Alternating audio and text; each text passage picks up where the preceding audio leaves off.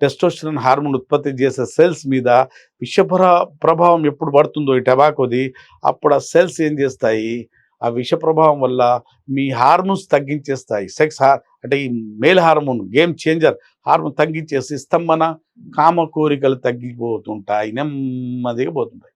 అలాగే అంగం వైపు వచ్చే రక్తనాళాలు కూడా కుచించుకుపోవటం వల్ల పూర్తి స్థాయిలో అంగం వైపు రక్త ప్రసరణ జరగకపోవటము, అలాగే నరాలు కూడా వీక్ అయిపోవటం వల్ల పూర్తి స్థాయిలో అంగం లేచి నిలబడకపోవటము, అంగం పూర్తిగా దొడ్డుగా కాకపోవటం, ఉబ్బకపోవటం, లేచిన తర్వాత సరిగా నిలబడకపోవటం, అక్కడ హార్మోనే లేనట్టు అంటే తగ్గినప్పుడు ఇవన్నీ ప్రభావాలు మన శరీరం మీద పడే వరకు మన కామ కోరికలు తగ్గుతాయి, మన ఎరెక్షన్స్ తగ్గుతాయి, గట్టితనం తగ్గుతుంది.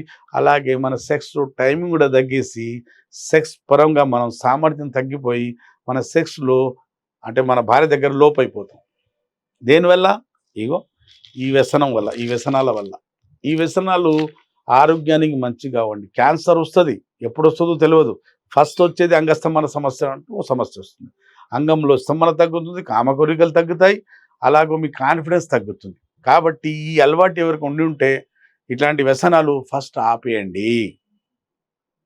సిగరెట్ ఊదినా, ఈ గుట్కాలు తిన్నా, ఈ టొబాకో తిన్నా, మీరు ఇవి ఏమంటారు టొబాకో డైరెక్ట్ తీసుకున్న అన్ని సైడ్ ఎఫెక్ట్స్, అడ్వర్స్ ఎఫెక్ట్స్ ఉండి మన ఆరోగ్యాన్ని పాడు చేసి మన అంగస్తంభన తగ్గించేసి మన సెక్జువల్ లైఫ్కి దెబ్బతీస్తాయి ఇవన్నీ.